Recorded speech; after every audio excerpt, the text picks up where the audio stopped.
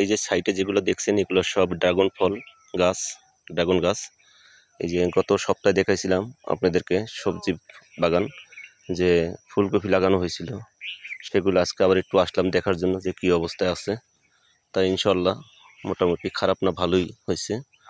তো সামনে আবার দেখাইতে পারবো আপনাদেরকে। ওই যে পাখি যাতে না বসে সেজন্য ঢোল বাইরে আসছে, যাতে পাখি নষ্ট না করে খাবিয়া। এই যে পানি ড্রামে এই পানি ছিটাই দেওয়া হয়। তো ইনশাল্লাহ আপনাদেরকে কিছু ভালো জিনিস উপহার দেওয়ার চেষ্টা করি। যদি ভালো লাগে অবশ্যই একটু সাপোর্ট করে দিবেন। এই যে বেগুন গাছ গত সপ্তাহে দেখেছিলাম ছোট ছোট, এগুলো একটু বড় হয়েছে।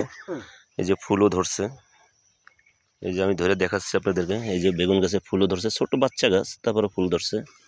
এই যে প্রত্যেকটা গাছে ফুল, কিন্তু আবার দুই একটা গাছ মারা যাচ্ছে।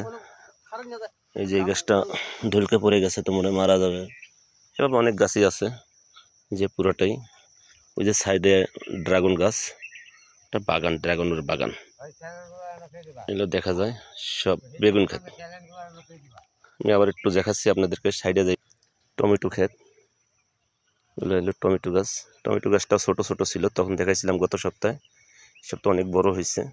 তো আশা করি এর মধ্যে ফুলও ধরে গেছে। দেখেন এই যে কত সুন্দর টমেটো গাছে ফুল ধরছে। এই যে ফুল ধরছে, টমেটো অনেক মেলা টমেটো হয়। ওই যে আমাদের এক শ্রদ্ধেয় বড় ভাই নামাজ পড়তেছে ক্ষেতের ভিতরে, তার জন্য হইলো এটা লাইক কমেন্ট করে দিবেন, নামাজ পড়তেছে। এই যে ধনিয়া পাতা ফালানো হয়েছে, আমি দেখাচ্ছি টাইনে।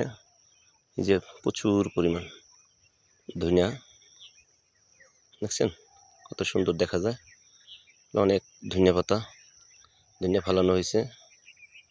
এগুলো ইনশাল্লাহ বড় হইলে আবার আপনাদেরকে দেখাবো তোলার সময়।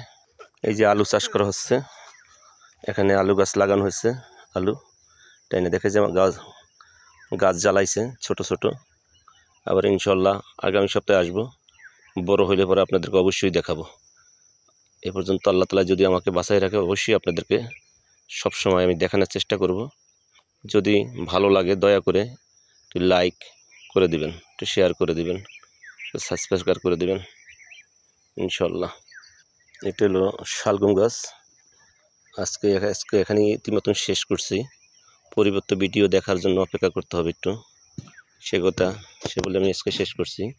আসসালামু আলাইকুম ওয়া রাহমাতুল্লাহি ওয়া বারাকাতুহু।